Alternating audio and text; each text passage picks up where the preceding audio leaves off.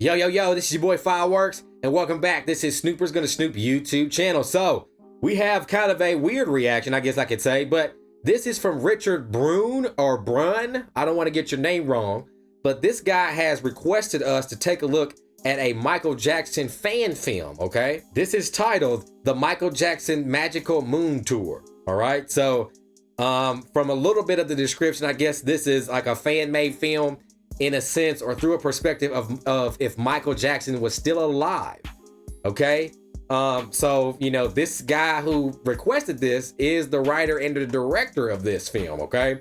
And he's recommended me to take a look at it. I'm a huge Michael Jackson fan, so, you know, it's hard for me to turn down Michael Jackson content, you dig? And shout out to Richard. We appreciate you becoming a Snooper patron, all right? And making the request, okay? And again, for patrons and YouTubers out there, people who want to make requests for us, either on Patreon or for the channel, you have to pledge on Patreon to become a Super Snooper. Once you pledge, you get one movie request a month, okay? So, again, this is Michael Jackson's Magical Moon Tour. This is, again, by Richard Brun, or Brune. Excuse me if I'm getting it incorrect, all right? So, before we get into this, make sure you guys leaving a thumbs up, leaving a like if you're new here to the channel. Hit subscribe and tap the notification bell so when we or I do a video just like this one, you all will get it first. Patrons, if you want to get this, you know, early and edited with all the commentary, the link to our Patreon's in the description. And don't forget to follow us on Twitch, because of course what we're not going to do here, we will be doing it over there, all right? So, Michael Jackson's Magical Moon Tour. I'm Fireworks. This is Snooper's Gonna Snoop YouTube channel. And we back.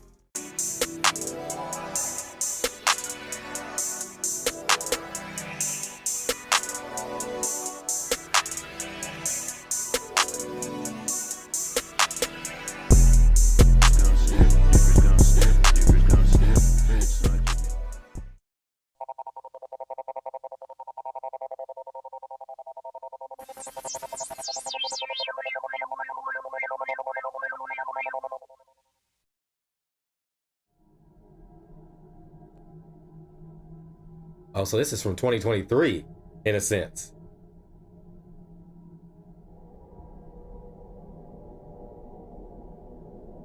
Switzerland.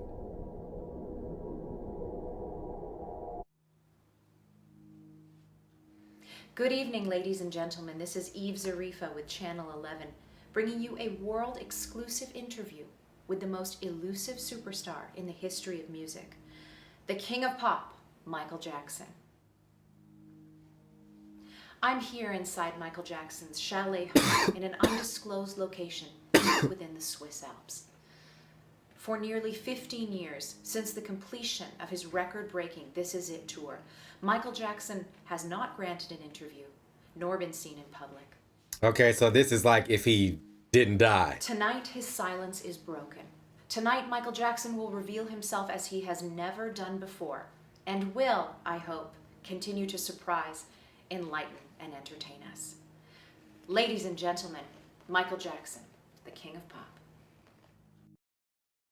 From ground zero to the moon. Interesting. Good evening. Good evening. So how are you doing? I'm doing very well, Eve. Thank you for asking. I'm doing very well. I suppose we should get the obvious out of the way first. Sure. Let's get the elephant out of the room. Right. Well, I'm wearing a mask because my face is disfigured. This isn't a publicity stunt. My face is badly disfigured. How badly? Very badly. You know the old Phantom of the Opera movie from 1920s? Sure. Well, I look worse than the Phantom with his mask off. Really? Damn. Really. I'm sorry. Don't be. I'm doing very well. I'm happy to be alive. I'm happy to be who I am. I've never had so much fun in all my life. That's the truth. May I ask what caused your disfigurement? Oh, there were a number of different causes that sort of all happened at the same time. We could talk about my medical details if you like. Maybe later. Is the mask real gold? Yes, it is. Well, it's gold-plated. Solid gold would be way too heavy. It's very nice. Thank you. Well, now that we've got that out of the way, do you want to start at the beginning? Sure. Let's start at the beginning. Well, My name is Michael Joseph Jackson, and I was born in Gary, Indiana, the 7th of my parents' 9 children. My father, Joe Jackson, worked in a steel mill and also played in a local R&B band. What did your mother work as? At the time, my mother worked in a department store. My mother is a saint. And you lived on Jackson Street, right? Oh, yeah. We lived on a street called Jackson Street, coincidentally. 64. Imagine 9 kids living in a 2-bedroom house. We had to wait in lines to take baths. 11 people is a lot for a 2-bedroom house. Yeah, our family's house in Gary was tiny. But at the time, it seemed much larger to me. Did you have many friends? I didn't have friends when I was little. My brothers were my friends. I had some great times with my brothers. We played in the snow, had pillow fights. It got pretty rough sometimes. At what age did you officially join the Jackson 5? I guess when I was around 5 or 6. But I'll tell you what I usually say to people when they ask me about the early years of the Jackson 5.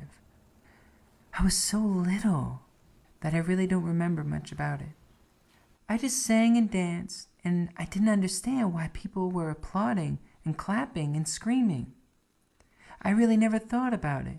I just did it, and it came out. And at the time, your father was your manager, right?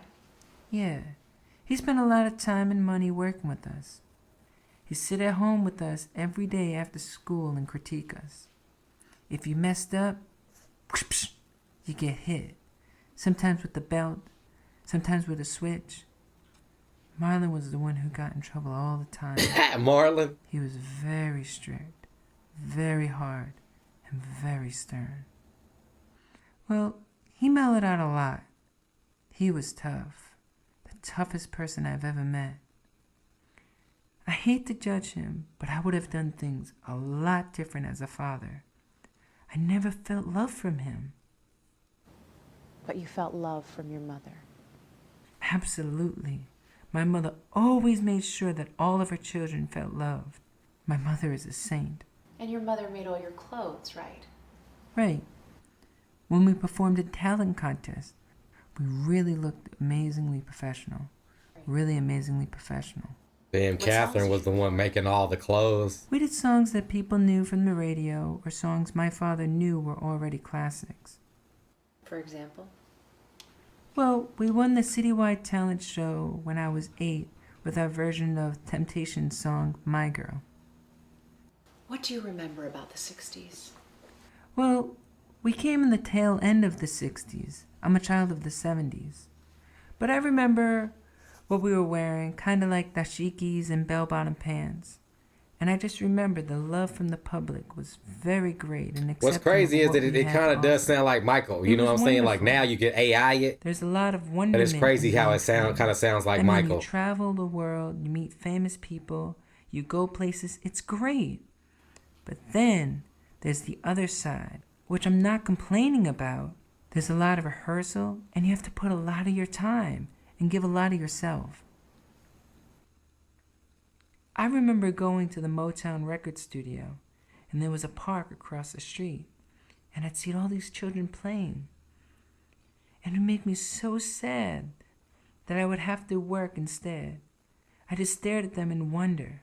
I can't imagine such freedom, such carefree life. So there were sad moments in my childhood. Was there anything that you found gratifying? Was there anything that I found gratifying? Well, being listed in the Guinness Book of World Records, that was very gratifying. Here's the thing. Ever since I was a little boy, I have dreamt of creating the biggest selling record of all time. I remember going swimming as a child and making a wish before I jump into the pool. I'd stretch my arms out as if I'm sending it through right into space, and then I dive into the water. And I believe Is this that dude it was really possible. talking or is this like a voiceover? So when Thriller became the But I biggest still, selling you know. album of all time, it was listed in the Guinness Book of World Records. And that fact even appeared on the cover the way I imagined it. I was so happy, you have no idea. I felt on top of the world. But was there anything from the early years of the Jackson 5 that you found gratifying?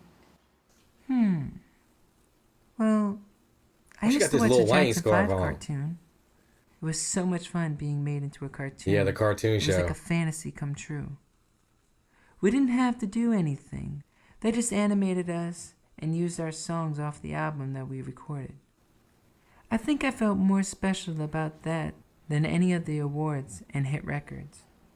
Have you seen the Jackson 5 cartoon? I've seen the first episode. Did you like it? I did like it. It's a dope Very cartoon. If y'all ain't seen the creative Jackson and a 5 powerful cartoon, it's origin fire. story of the Jacksons. It's fire. Right. It all started with the snake. Do you remember how you really got signed to Motown? I actually remember the Motown meeting quite vividly. I remember Barry Gordy sitting us all down and saying that we're going to make history together. Very It good. was like a fairy tale come true.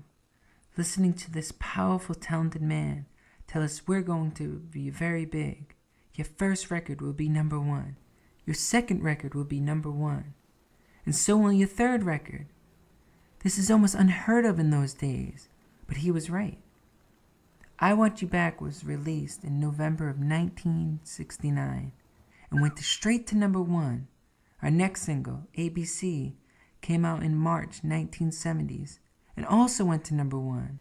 And well, Damn, Young Black I'll Be Group is There cleaning the Beatles was a back then. real White folk had to be breakthrough song. mad, boy. it was the one that said, "We're here to stay." It was number 1 for 5 weeks. So Diana Ross didn't really discover you first. Right. But she was incredibly supportive. I think it was first Susan. album I think her was name was called Susan Diana Ross DePass. Presents I think the that's her Jackson name. Who founded the She helped Jacksons? take care of Brought us them to for Berry more Gordy. than a year, while my parents sold a house in Indiana and looked for a house in California. Did you like moving to California?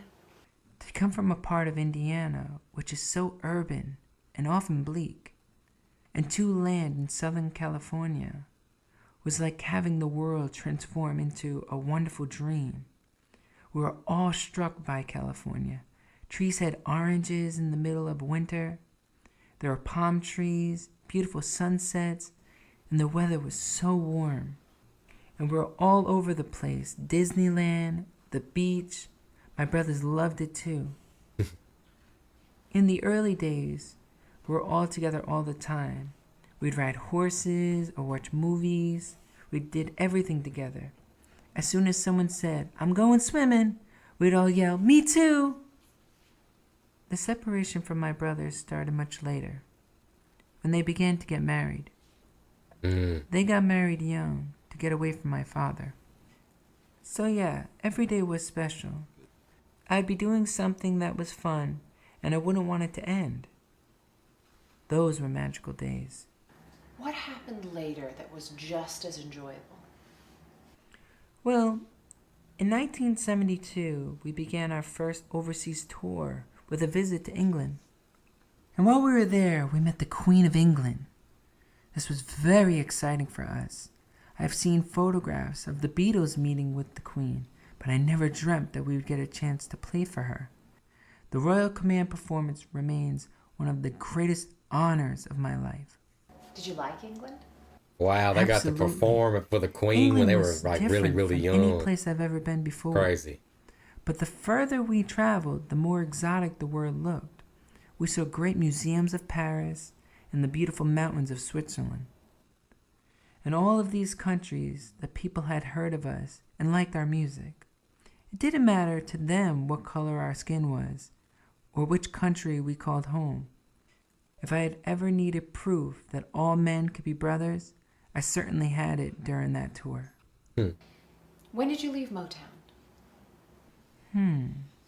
18. We had so many ideas we wanted to try out, but they were convinced that we shouldn't fool with a successful formula. Once a reporter asked a Black Power question, and the Motown person told him that we didn't think about that stuff because we were a commercial product. What does that even mean, a commercial product? I'm not sure, but we winked and gave the power salute when we left, which seemed to thrill the guy. Was it difficult telling Barry Gordy? It was one of the most difficult things I've ever done. We both talked out of anger, but we became friends again. It was Barry who said he hoped I'd audition for Motown's The Wiz. And Jermaine stayed Oh, The with Wiz, Motown, boy. right? Right. Jermaine stayed with Motown. He was Barry's son-in-law. Yeah, I was gonna say he and was his married to Barry situation Gordy's daughter. was That's more why he stayed in complicated than Motown. ours. And so then Randy officially joined the group and took my place as the baby of the band. And you had to change the name of the group. To the right? Jacksons. Right. We're no longer known as the Jackson 5. Motown said that the group's name was a company-registered trademark and that we couldn't use it if we left. So we called ourselves the Jacksons, which is actually our original name. That's pretty good. Like, this movie And is kind of that's up, what is like happened making to me the test my Jacksons knowledge of radio Michael show. Jackson, Yeah, which I think is dope hate doing a because, television show. We had to dress in you know what I mean? ridiculous Like, it's been a outfits long and time since I perform went through the stupid history of comedy Michael, routines you know what I with mean? canned But like, laughter. It I was still so know Michael. fake. I'm not a comedian. I'm not a show host. I'm a musician. When did you find your own internal direction as the Jacksons? By the Triumph album, we definitely found our own voice. But it was destiny that gave us the final burst of energy we needed to put together a perfect show with no marginal material. I'm proud of the Destiny album. It's too bad it got overshadowed by Off the Wall. How did you get involved with Quincy Jones? yeah, the Destiny album is really good. Well, Blame I it didn't on the want boogie. Off the Wall to sound like outtakes from Destiny. That's why I wanted to hire an outside producer. And so, Quincy Jones proved to be the best producer I could have asked for. I love Quincy Jones. I really do. He's a genius. And Off the Wall was your first solo album since you left Motown. Right. Don't Stop to Get Enough was the first song I wrote as a whole. That song was my first big chance, and it went straight to #1. But even though Off the Wall was a huge success, Damn, so Michael it wrote that received himself. only one Grammy nomination. Damn, that's crazy. So I was very disappointed with the way it was accepted. And you didn't attend the Grammys that year. Is that right? Right. I watched the ceremony on television. It was nice to win in my category, but I was still upset by what I perceived as rejection of my peers. That experience lit a fire in my soul. All I could think of was the next album and what I was going to do with it. I say to myself, wait till next time. They won't be able to ignore the next album.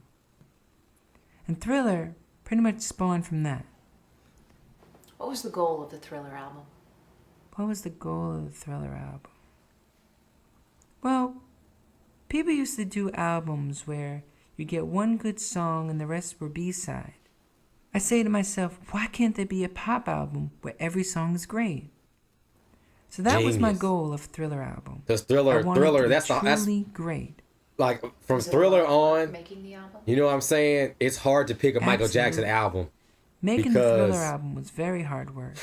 They're But it's all true hits. that you only get out of something. It's what you like put 3 into albums it. worth of straight, I'm a non-skippable perfectionist. hits. I No work bullshit. until I drop. Eventually, we came under tremendous pressure from our record company to finish Thriller. When we finally listened to the tracks we were going to hand in, Thriller sounds so crappy to me that tears came to my eyes. I felt devastated. All this pent-up emotion came out. I got angry and left the room. I told my people, that's it. We're not releasing it. There was a bit of yelling and screaming from the record people. There's a bit of yelling. But in the end, they were smart and understood. Because I knew it was wrong, the record would have been terrible. You simply have to take your time. The sad truth was I had to redo the whole thing, mix the entire album all over again. We took a couple of days off, drew a deep breath, and stepped back. When we finished, there wasn't any celebration that I can recall. We didn't go out to the disco or anything. We just rested. Were you at least pleased? Where my man said he had to remix the entire Thriller I'm album never back pleased then. with anything. I'm Remixing something now, not It's a that part of bad, who I but am. god damn. Well, considering the amount of work I put into a project, Fuck that. Back then, I'm never pleased with anything. you was using tape, bro. People just see the outcome of work. and never see the side of the work you go through to produce that outcome. Sure. When I have a great idea, I have an iron will. Were the music videos part of the original concept? Yes, the 3 videos that came out of Thriller, Billie Jean, Beat It, and Thriller, were all part of my original concept for the album. Okay. You know, why work so hard on an album and then produce a terrible video? Right. I remember the first time I saw MTV. My brother Jackie came and said, "Are you watching that show on TV? All they do is play music." I put it on, and I thought the concept was very interesting. I thought if I were going to do one, I would do something with a little entertainment value. Something with a beginning, a middle, and an ending, like a short film. What was the goal of the Thriller video? My main goal for Thriller's short film was to do something that would be scary and exciting. What about the Beat It video? And Thriller was scary too. Brad scared the shit out of us when we was kids, but I don't care what nobody said. If y'all don't, we might check it out for Halloween. Thriller. Round up some of the toughest That would be dope. gangs in Los Angeles. I ain't seen that video in a long time. Plus, it just hit $1 billion, I think, on YouTube Turned or out to something. be a good idea. The effect is menacing. You can really feel the experience of the streets. You know those kids are tough. It was nothing like actors acting. Were you scared? Maybe a little at first, but we came to realize very quickly the gang members were actually very polite and humble. During breaks, they all cleaned up and put their trays away. It was very sweet. They're a nice bunch of guys. Like all of us, they just wanted to be seen. I've always wondered if they got the same message from the song that I did. Is it safe to say you knew the Thriller album was going to be a hit? Yes, not to be arrogant, but yes, because I know great material when I hear it. I'm a visionary in that sense. Needless to say, you attended the Grammys that year. Right. I had gotten a record 13 nominations for Thriller. Man, what a feeling. To work so hard on something, to give so much, and to succeed. I felt like a marathon runner breaking the tape at a finish line. That's the realization of a dream. That's powerful stuff. When we walked in, we got a huge applause. People were really excited. Everyone involved with Thriller was floating on air. It was wonderful. All evening, I've been going up to the stage and collecting awards with my sunglasses on. Finally, when Thriller won the Best Album, I went up to accept it, and I took off my glasses. And the girls in the back row just went crazy. Why did you wear sunglasses in public as often as you did? Well, I wear sunglasses in public as often as I do because I simply don't like to have to constantly look everyone in the eye. It's a way to concealing just a little bit of myself. So you won a record-breaking 8 Grammy Awards. Right. And after all that, then there was the Victory Tour. I did 55 shows with my brothers over the course of 5 months. Damn. And the world was just getting really, really wild at that time. Shit. 55 shows in 5 months, It was the bro. biggest tour any group has ever done, in huge outdoor stadiums all over America and Canada. We broke records everywhere we played. Madison Square Garden, the Montreal Olympic Stadium, you name it. I felt on top of the world in those days of victory. At moments like that, I feel so honored, so happy, it makes all the work seem worthwhile. The Victory Tour was one of the greatest pinnacles of my success. It was just a phenomenal pinnacle. My dreams had come true. With that, let's take a short break and be back with more of Michael Jackson, the King of Pop. Okay. So this is like a tribute to his success and his history, his life. I'm telling them, turn the other I cheek. rock Don't with fight. this is Turn the needed. other cheek. Michael Jackson is the greatest to ever do it, and it's not even close, bro. I do it in aggressive beat and really rhythm not. and dancing and everything. And you got real gang members there too. Yeah, we have real gang members integrated in with dancers. We got lots of real gang members in it. Do crowds worry you? Not on tour. I get afraid of, well, I don't know people. I get afraid of people sometimes. It's a whole nother life that I haven't really experienced that. Like friendship is a thing I'm just beginning to learn about. I was raised on the stage, and that's where I'm comfortable. And everything else is like foreign to me. I'm just beginning to know and learn about people, friendship, and things like that. So you never really hit the streets, huh? I know nothing about it. He said no, nothing about it. From the moon to outer space. We're back with more of Michael Jackson, the King of Pop. So what were you saying about the media? Well, the minute I started breaking all-time records, the media started turning the public against me. Almost overnight, the press started printing these outrageous lies. He sleeps in a hyperbaric chamber.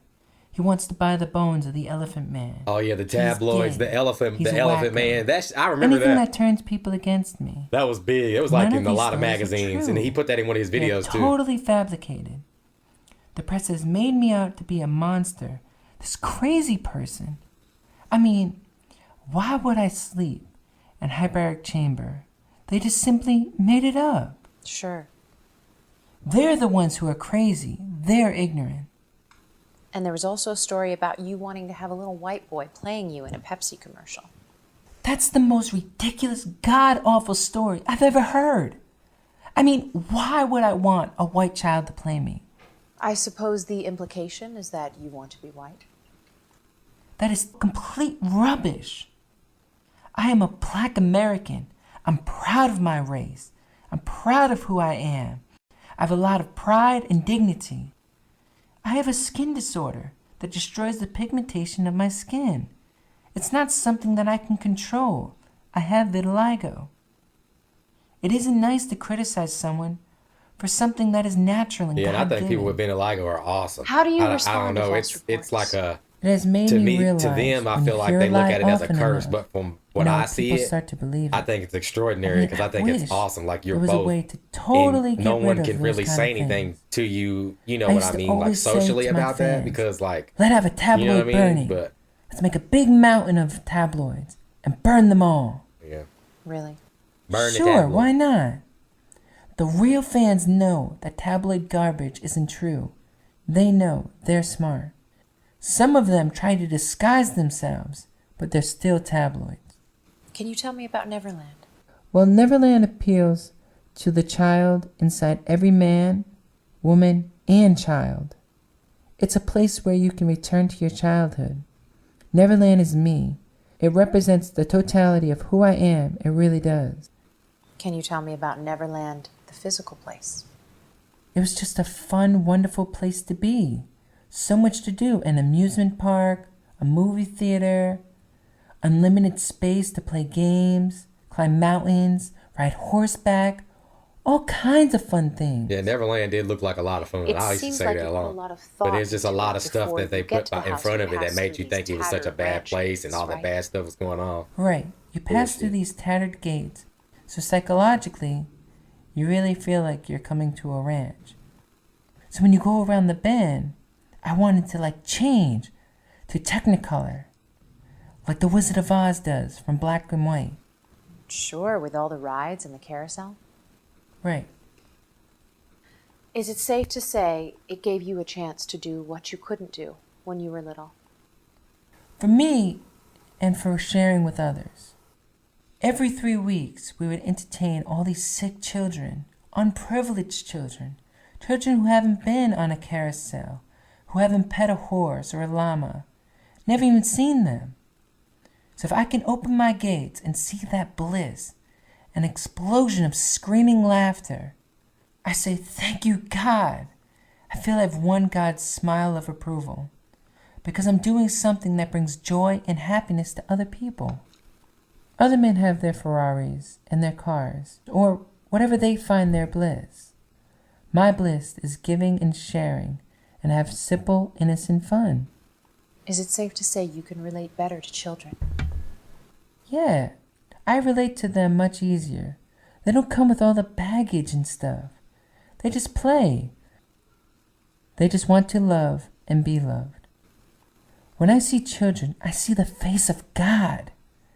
That's what I see. That's why I love them so much.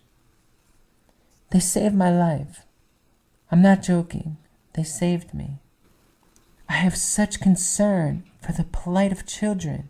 I feel their pain. I really do. Do you think your concern for children is a result of you having a perceived non-existent childhood? Maybe. But today, it's not just child stars that have suffered from a non-existent childhood.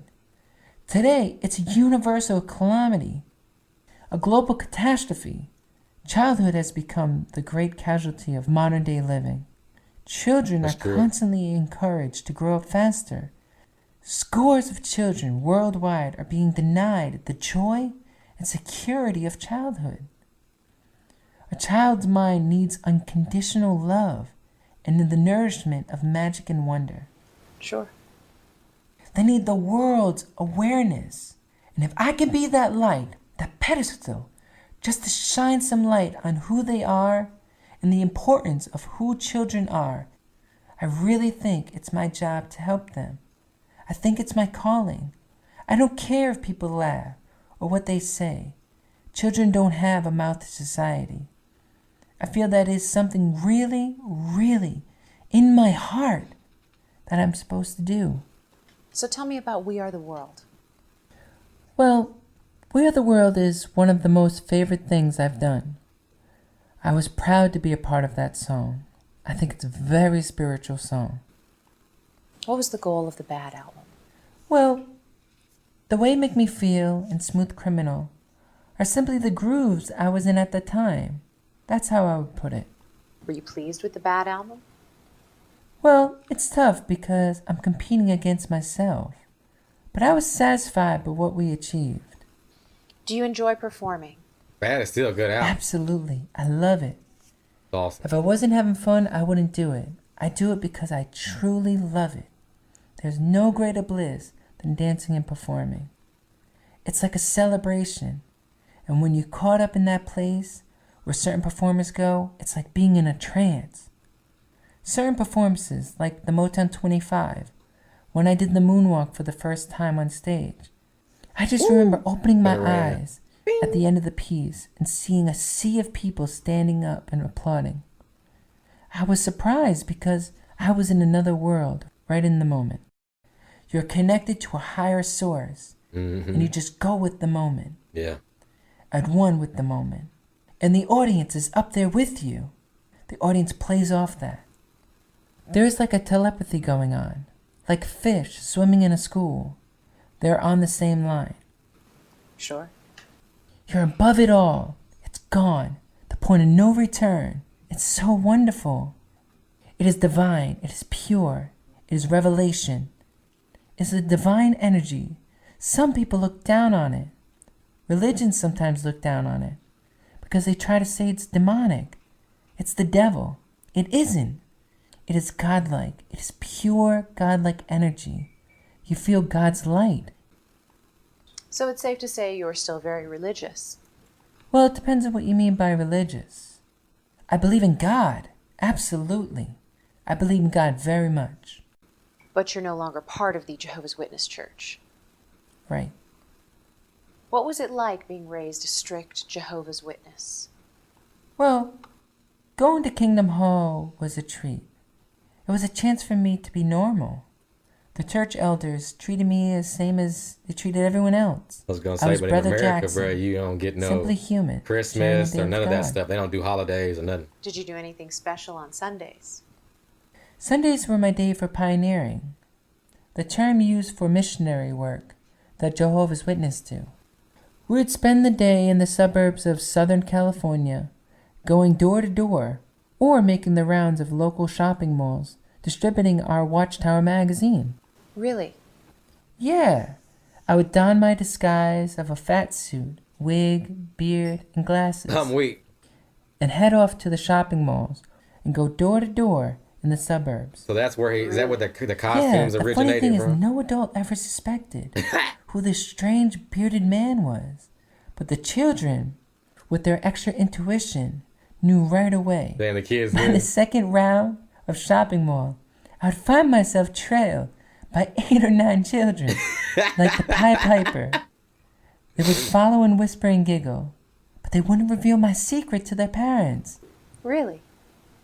Yeah, I continue my pioneering work for years and years after my solo career has been launched, up till 1991, around the time of the Dangerous Tour.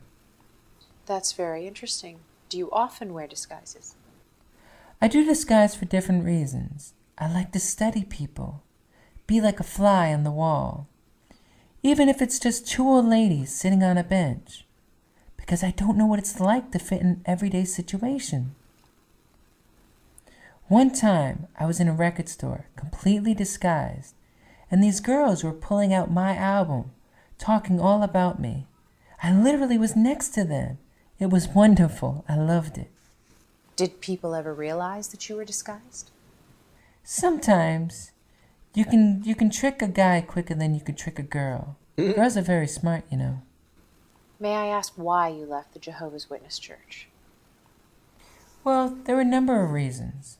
Such as? Excuse me. Well, because they can discriminate sometimes in the wrong way. In what way?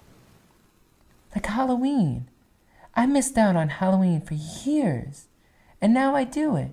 It's sweet to go door to door and people give you candy. We need more of that in the world. I cry behind my mask. I really do. The kids come, they open their bags, and they go, "Oh, look at that little one." And it's just so sweet, the way that they respond. That part of America I'm proud of. Were there any church teachings that you disagreed with? Sure. Such as? Like the story of Adam and Eve and the snake. I think that myth is very misunderstood. The snake may be the oldest victim of bad press. That's interesting. I remember having a problem with that story even as a child. Was it difficult leaving the church? Absolutely. But I was comforted by the belief that God exists in my heart and in my music. And beauty, not only in a building, Michael was an alien. but I still What they miss call it, the he was an sense of Andromeda. community that I felt there. I could have really used their support in my darkest hour. Can we talk about that? What, my darkest hour? Yes. If you like. When did it start? It's hard to say. Perhaps with the first accusation of child molestation? Perhaps. Or maybe before. It's hard to say. Can you tell me about the first accusation? Oh, I was blatantly extorted. But you settled, right? Yes. Can I ask why you settled? You mean, why did I settle if I was innocent? Yes. Well, I just want to get on with my life. Because I knew how it would look. This could be something that could go on for years. And I didn't want to do a long drawn out thing. All these lies and these tabloid shows. Just lies, lies, lies. He was in between a rock and a Because hard I knew place. how it would Because look. I mean, even though he did settle, they still ran him I through will the mud. say again, I have never and would never harm a child.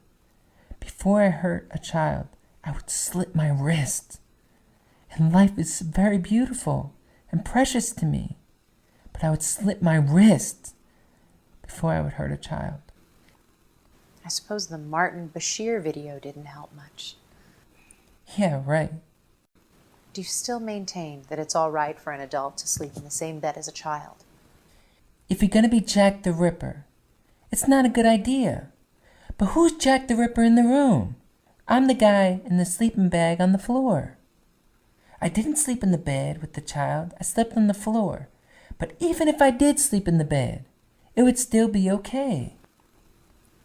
I slept in the bed with Macaulay Culkin when he was little. Macaulay was on this side, and his brother Kieran was on the other side. It was very sweet. We need more of that in the world. Can you tell me about your arrest? Oh, it was a complete travesty of justice. They searched my office without a warrant, and they also manhandled me very roughly.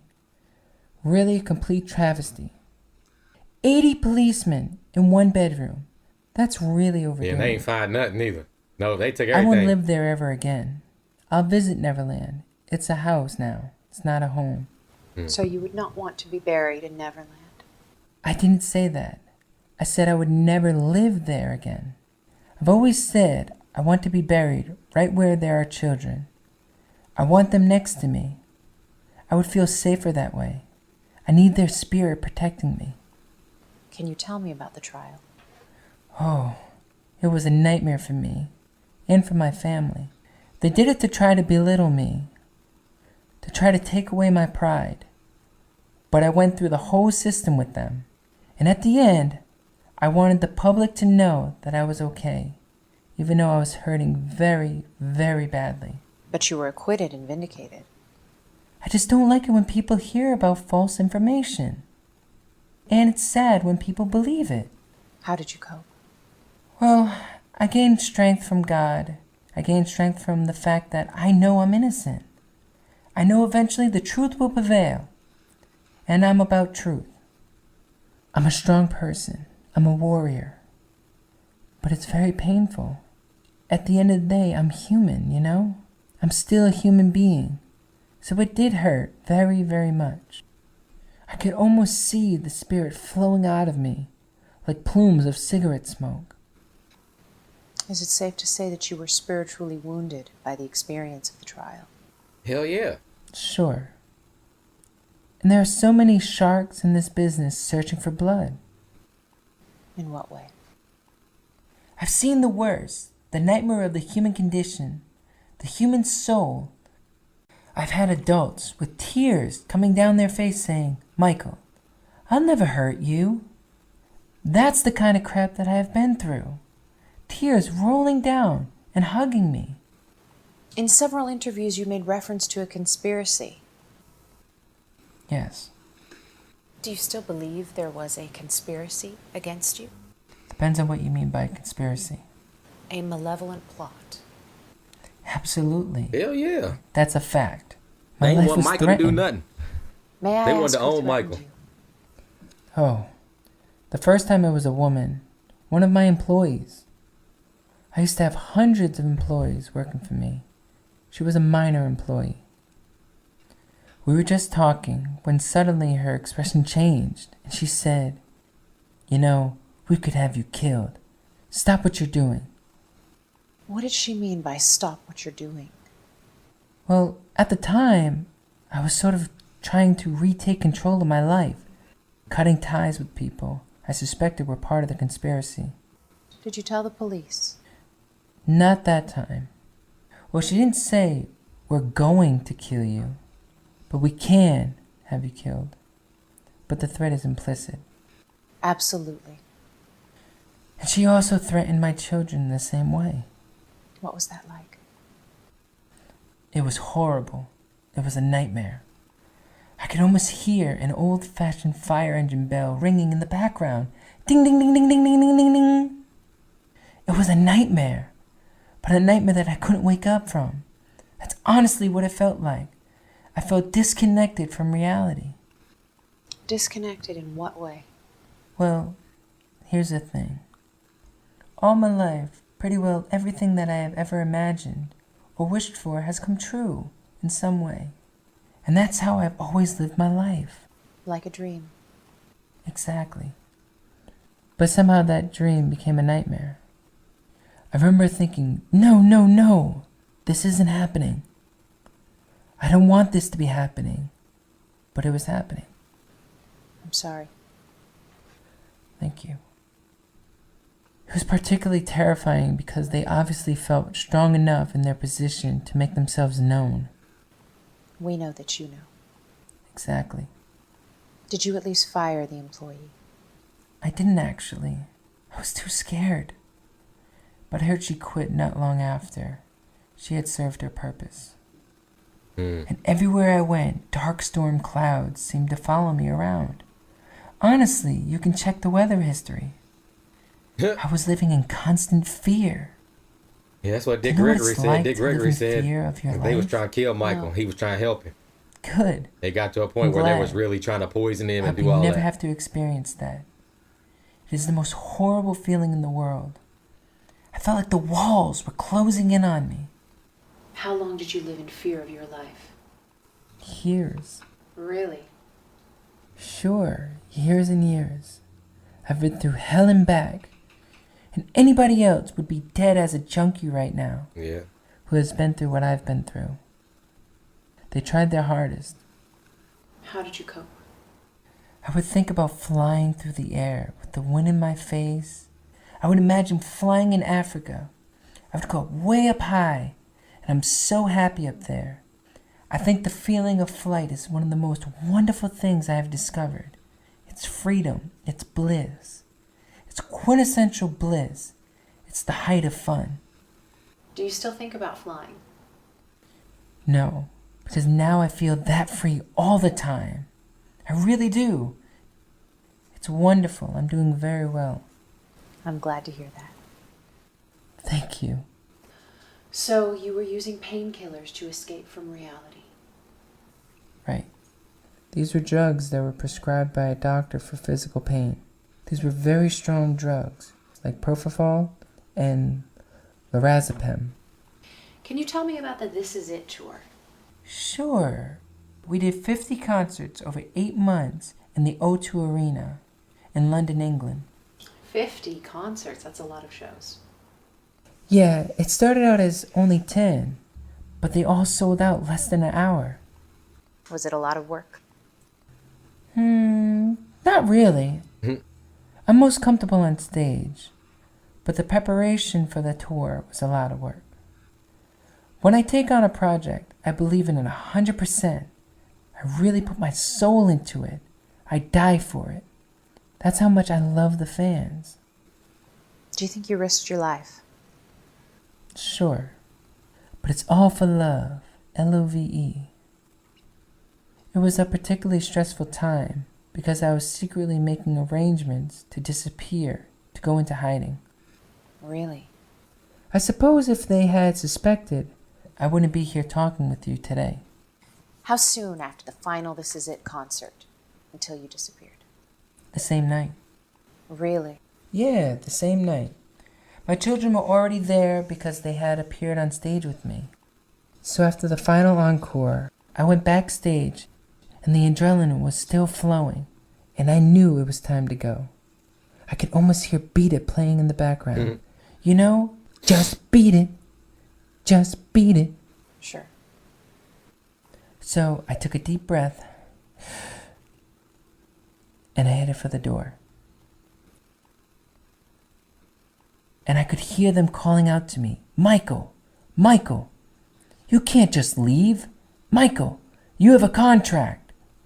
I could tell from the desperation in their voice that I had fooled them. What did they mean by you have a contract? Well, I had agreed to do these post-concert interviews so that no one would suspect anything was out of the ordinary. Really? Yeah. They even tried calling out to my kids, but I was like, just keep walking, Prince, and he understood. So yeah, we took the tunnel the same night, stayed in Paris a few days to make sure we weren't followed, and then we came here to Switzerland. With that, let's take a short break and be back with more of Michael Jackson, the King. Wow. This is Absolutely not. You know It's what? nothing to do with politics or communism or fascism Well, at all. the critics have said that it's the most boldly vainglorious self-deification a pop singer ever undertook with a straight face. Good. That's what I wanted. For the controversy? Yeah. And They for the fell peop- into my trap. for the I people wanted, who say that- I wanted everybody's attention. And he did that. Michael Jackson he wore tape and stuff on his fingers from outer space to eternity. Interesting. He did all that stuff to just grab attention. We're back with more of Michael Jackson, the King of Pop. So, how did you adjust to retirement? Well, the first 2 years were kind of like a transition period. I was selling off property and possessions and settling various lawsuits. And because of the pending lawsuits, you can't return to the United States, right? Yes, but that's okay. I don't care to stay in America anymore. It was reported in the media that you were selling your possessions because you were broke. That is a tabloid's lie. Michael Jackson ain't. Why would I be broke? I own 50% of the Sony catalog. Yeah. It's a huge catalog and very valuable. I sold my possessions because there were things I didn't need anymore. I even donated most of the profits to charity, honestly. You know, just enough to live modestly and make sure that my children are financially protected. So the first 2 years were a transition period. Right. There was still some residual fear, because I lived in fear for years and years, like I was saying before. But after a while, I remember thinking, you're safe, you're safe. They don't know where you are. You're safe, you're safe. And after that, I just remember feeling an overwhelming rush of jubilation. And then a state of indescribable bliss and sacredness. A state of uninterrupted, deep peace and thankfulness. Every night I would go to bed in complete bliss, and every morning I would wake in pure joy. How long did that serenity last? 2 years, 2.5 years. Just so thankful to be alive, in the state of the most intense joy and exquisite ecstasy. I grew a beard. Really? Yeah, I grew a thick beard. I never wore a full beard before. It was wonderful. I've had some amazing good times. What would you do all day? I would walk around or sit on a park bench. You know, just marveling the beauty of creation. Looking over some landscapes of beautiful skies where the clouds are hues of pink and gold. I would start to pray to God. This is so beautiful. Thank you for making the heaven and earth such a beautiful place. Thank you. Thank you so much. May I ask when your disfigurement started? Around 5 years after the This Is It tour. And this is what brought me back down to earth. It reminds me that I'm still flesh and blood. So you've lived with your disfigurement for around 10 years. Right. So you feel comfortable with your condition. I feel great, Eve. Thank you for asking. Do you always wear the same mask? I wear a lot of masks. If it's just my family or my nurse, I usually wear something like a surgical mask and without my wig. You mentioned that your disfigurement was the result of a number of different causes that sort of happened at the same time. Yes. May I ask if plastic surgery was one of those causes? Not that I know of. I don't think so. It's just my nose, you know. Honestly, they go too far. It's just my nose. All these charges are ridiculous. If they were true, I would say so. But they're not. It's my face. I think I would know. And these are things an autopsy would confirm. Exactly. I don't know why I have been singled out. Elvis had his nose done. Lisa Marie told me. So how have you changed since you retired? How have I changed? Well, you might have noticed some gold records hanging in the other room. Sure. Well, I never used to put any of my awards or trophies in my house. I put them all away in storage because I didn't want my subconscious mind to think that I've done it all. Right. It makes me feel you've accomplished. Look at what I've done. Do you think that by not displaying your awards, you deprived yourself of pleasure or happiness? Absolutely. But it was the best way I could think of to make a good product.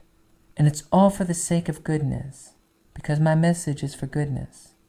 I'm not saying I'm holy, but I'm saying heal the world, save our children, save the forest.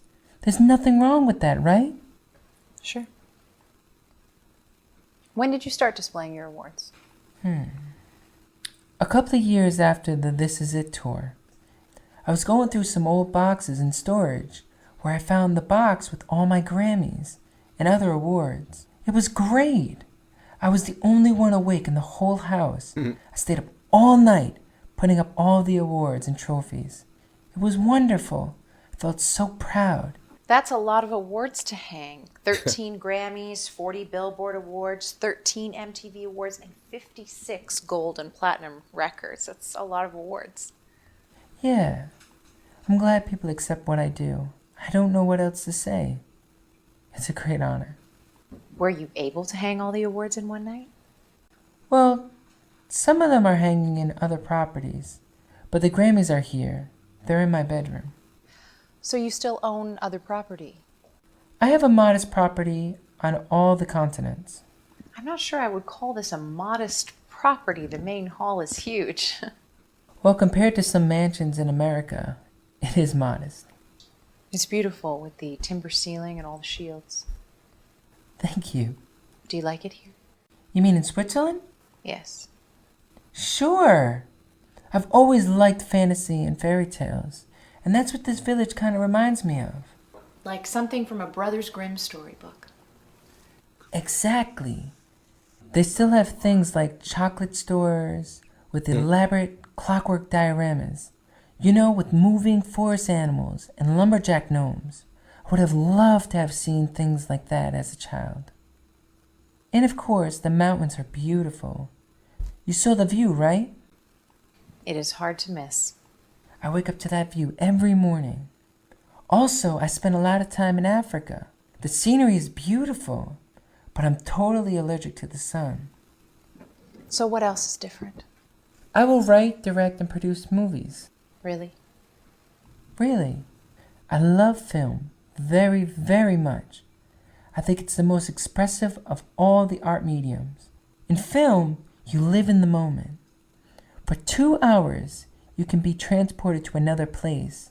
Films can take you anywhere. And man, they're in the palm of your hand. It's unbelievable. I like to get 6 great movies behind me. What sort of movies are you going to make? All my stories are going to be from the perspective of children and how they see the world, because that's what I can relate to. I also want to do one adult film just to show that I can. I've always wanted to do film, but the tours got in the way. Are there any filmmakers that have influenced you? Absolutely. I love all the greats. The greatest education in the world is watching a master at work. For example? I always say the guy who designs the roller coasters, the real showman. First he takes you up, way up, and you go, oh my God, why did I do this? And then you go straight down, and then a little bit, and maybe upside down. That guy's a real showman. The guy who creates the dips, because he understands rhythm and structure. And that's very important. Do you watch any contemporary movies? Not many. So many people are doing the same thing. Sure bet, only the public gets bored, of course. What music do you listen to? I actually mostly listen to classical music. Really? Yeah, I love all the greats. I love, of course, all the Beatles stuff. I love the Beatles music. I love all the early Motown, Sam Cooke, the Famous Flames. I love a lot of the show tune writers. I love melody, English melody, and the rhythm of Africa, which is the root of rhythm. Africa is music. It is the origin. It is the dawn of existence. They say the harmonies of the angelic choir are incredibly complex, but the rhythm is simple. Do you listen to any contemporary music? I don't really listen to a lot of music today, but there is some good music being made. The Heaven 17 and Johnny Burnaway. Oh yeah, Johnny Burnaway's great. Very creative. Yeah, I love an artist who doesn't play it safe. Can you tell me about the songwriting process? Well, the songwriting process is something very difficult to explain. I let nature take its course. I don't force it. It has to be given to you. It's the most spiritual thing in the world. And you're just the medium through which the song comes. Exactly. An instrument of nature. Sometimes I hear everything in the totality. What the strings are doing, the bass, the drums, the lyrics. The heaven drops it right into my lap. That is art at its highest form. The real gems come that way. Who do you admire? Who do I admire? I love people who have really contributed to the pleasure and happiness of the planet and mankind. People with light, from Gandhi to Martin Luther King, Charlie Chaplin. I love Charlie Chaplin with all my heart. Walt Disney. These are people with light. These are my people. I'm not trying to put my name with Gandhi or Christ. Sure. I try to imitate Jesus. I'm not saying I'm Jesus. Sure. Are there any Bible stories that you like? Absolutely. I love when Jesus says to the apostles, unless you become like this little child, not childish, but childlike. Any other stories? Sure, I love the Sermon on the Mount. I love when Jesus says, first remove the log from your own eye. I thought that was the perfect thing to say.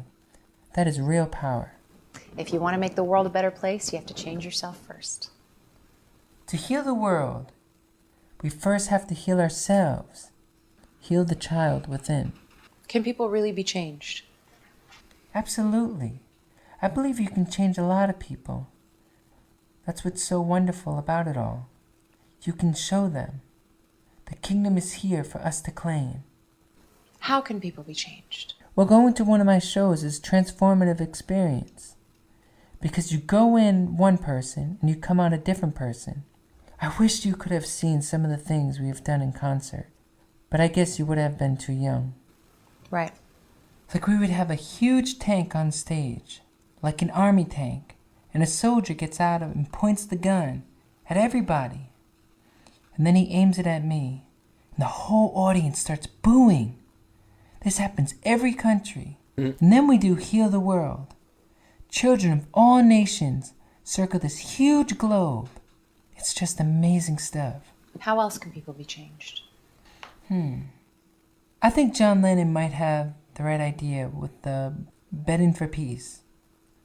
Things like that. Things that the establishment can't understand and therefore can't destroy. Damn, and Yoko Ono right there. There are many Crazy. injustices in the world. Poverty, pollution, and war. All of these are man-made things. I don't think there's some devil out there manipulating our thoughts, but that's what I was taught. I think the devil is a man himself. That's interesting. Assuming the devil is a man, do you believe he was somehow involved in the conspiracy against you? I'd rather not answer that question, if that's all right. Sure. But then there's the beautiful side of mankind too. I still get goosebumps when I hear the Beatles song, All You Need Is Love. I always wished that that song could be the anthem for the world. That would be nice. And there have been some amazing growths in technology. This is just the tip of the iceberg. I hope I'm around to see it. Do you have any regrets? No, not really. I wouldn't change the past if I could. I'm enjoying myself. Really? Really. Because I'm happy with the way things are. That's why I wouldn't change a thing. You don't have any regrets? Well, I was at the Academy Award with Diana Ross. And Brooke Shields just came up to me and said, "Hi, are you going to the after party?" And I just melted. I was about 23 during Off the Wall. She was my type for sure. Brooke Very Shields. feminine and classy. And I don't like most girls. Her pictures were all over my room. Really? Sure. So we get to the party and she says, "Would you dance with me?" And man, we exchanged numbers and I was up all night spinning in my room. I was just so happy. There were fireworks going off. We had one encounter when she got real intimate and I chickened out. And I shouldn't have. Anyway, things like that. But I don't have many regrets.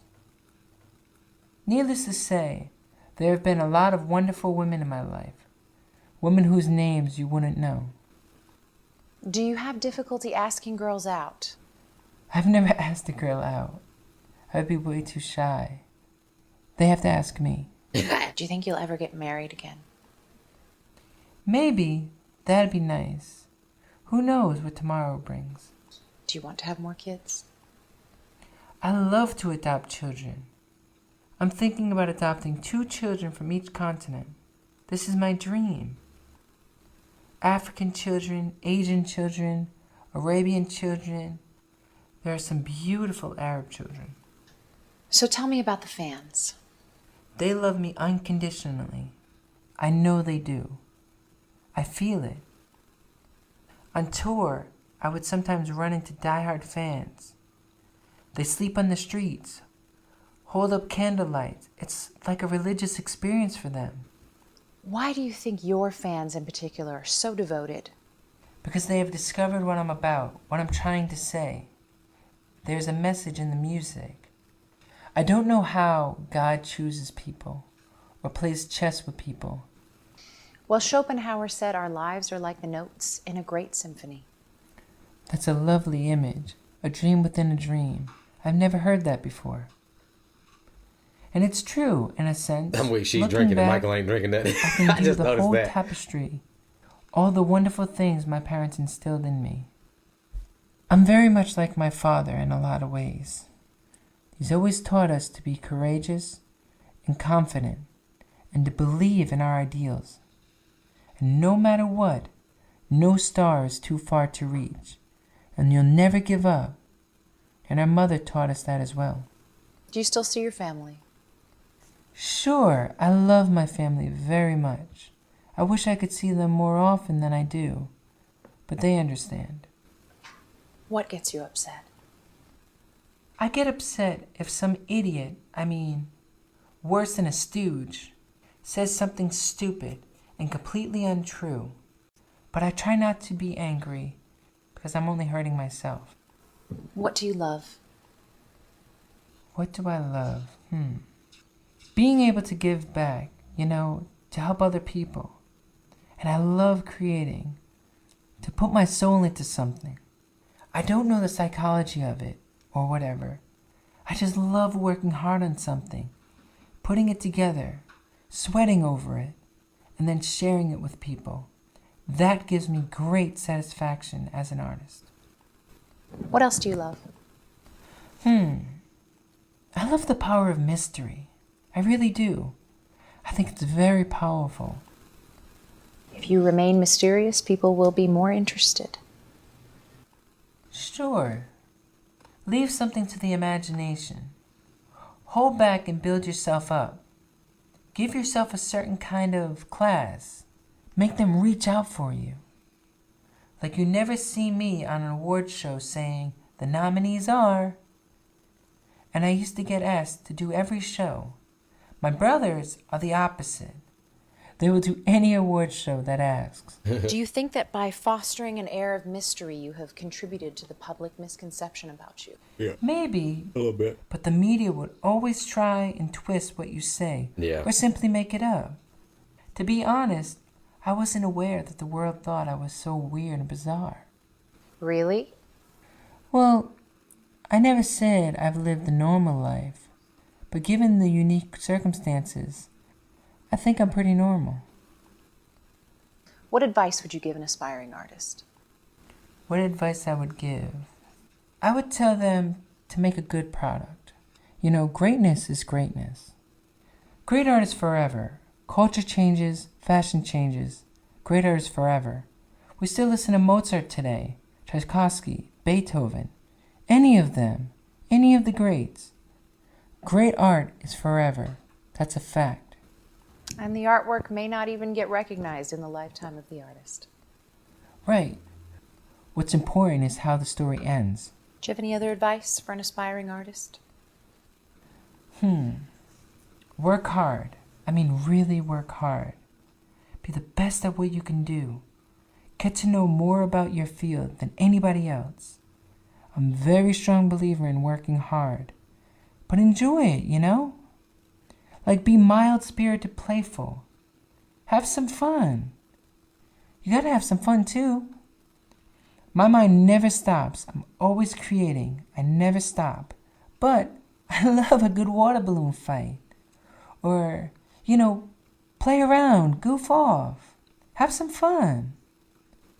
So you still have water balloon fights? Absolutely. I'm still the king of water balloon fights. Any other advice? Always believe in yourself, no matter what.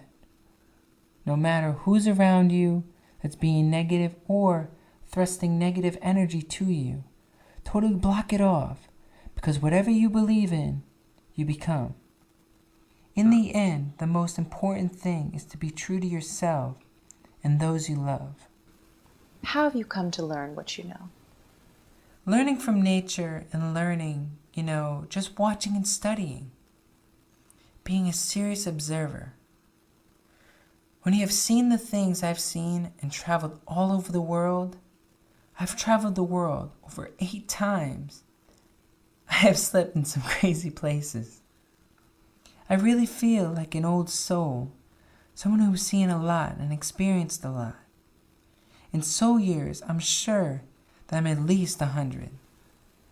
Well, I don't feel like I'm talking to a 65-year-old. How is a 65-year-old supposed to act? Yeah, I was gonna ask you supposed to act. I'm not sure.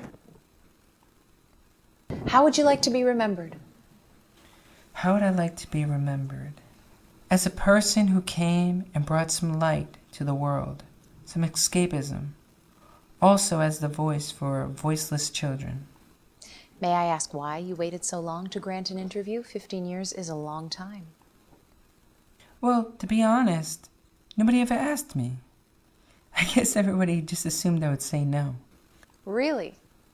Well, I think Barbara Walters requested an interview. But why would I want to put myself through that? Is there anything else you'd like to say before we conclude? Yeah, not Barbara Walters. Hell no. I just want to say to all my fans in every corner of the earth, every nationality, every race, every language, I love you from the bottom of my heart. Thank you very much. No, thank you, Eve. Please come back and visit any time. Ladies and gentlemen, Michael Jackson, the king of pop. Thank you guys so much, and I love you all. Thank you. This is Eve Zarifa with Channel 11. Ladies and gentlemen, the king of pop, Michael Jackson.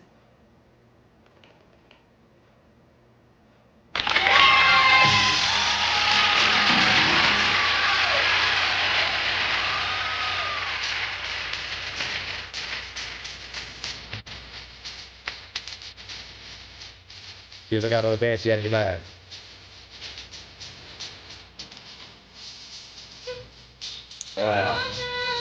And Michael Knight.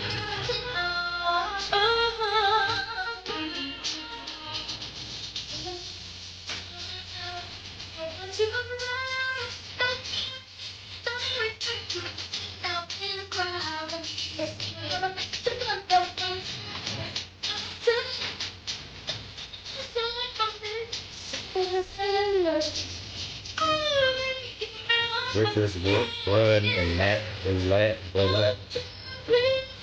I love it. Shout out to y'all, man, because this was dope. I like this. All right, you guys. So welcome back. That was Michael Jackson's Magical Moon Tour. All right, and shout out to Richard Brunn. I think that's how you say it. Again, I'm sorry if I'm getting the name incorrect or pronouncing it incorrectly. I do apologize.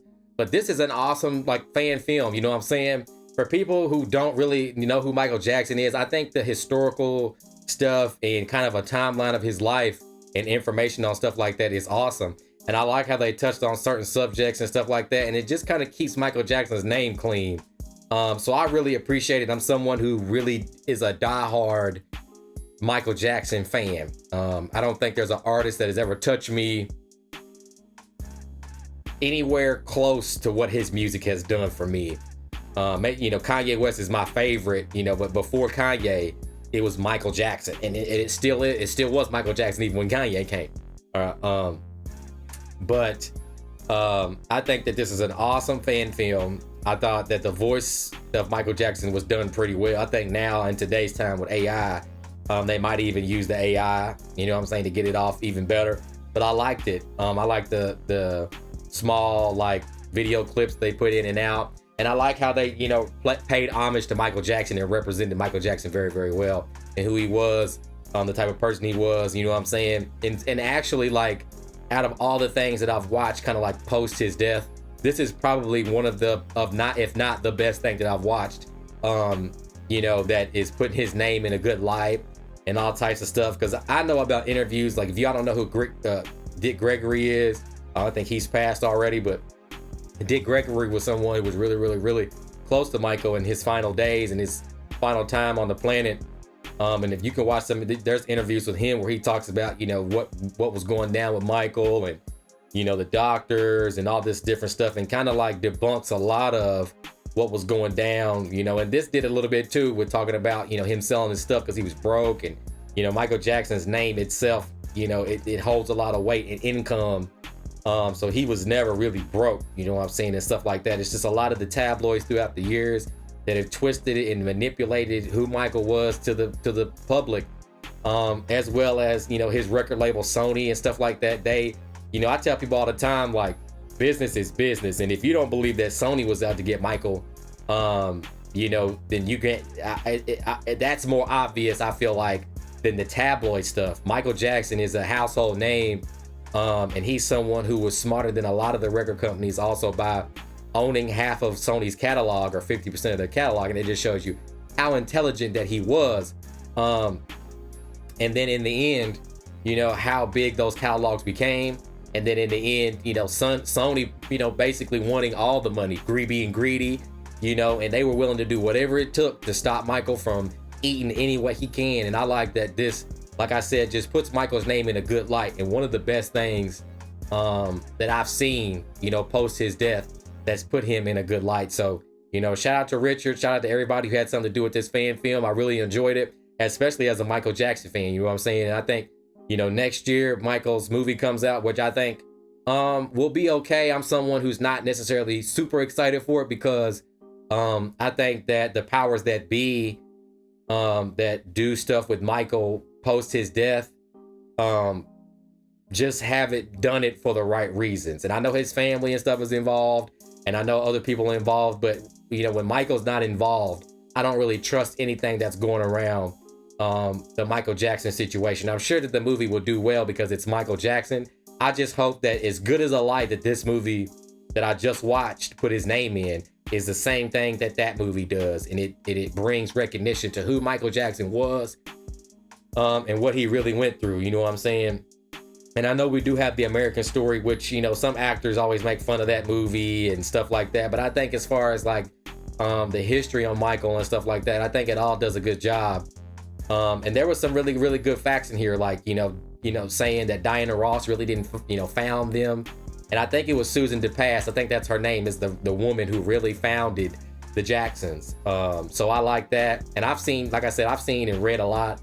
And that's how I know who that is and stuff like that. And I like, you know, they show different artists, the John Lennon, Yoko Ono, and, you know, different things in the time eras. And they explain, you know, Michael's life and didn't grow up with a childhood, and his brothers. And, you know, I like that situation. And it for me, it was a good test of my knowledge of Michael Jackson and how much I still knew and remember. You know what I mean? So shout out to Richard. I think, you know, thank you all for, you know, bringing this movie to the Patreon and to patrons, and thank you for introducing me to your fan film. I think it was awesome. I think it was a good job, and I think it's good for Michael Jackson and his name to be carried on throughout time. You know what I'm saying? So make sure that you guys are staying tuned to Patreon, because of course we're going to do Patreon exclusives. There are some that's already on the channel. And again, if you want to make requests on Patreon, you pledge to become a Super Snooper, and then you get one request a month. You just message us and we'll try to take care of it in a timely fashion, okay? I'm sorry we kind of did this a little late, but in my apartment, we didn't have electricity because of the hurricanes and the storms that is hitting kind of the southeast and stuff like that. So I kind of just got my electric back on. But again, thank you all for bringing this MJ movie to the Patreon, all right? So I'm Fireworks. We'll see you all very soon. We'll be back, all right? I'm Fireworks. This is Snoopers Gonna Snoop on Patreon, and I'm out.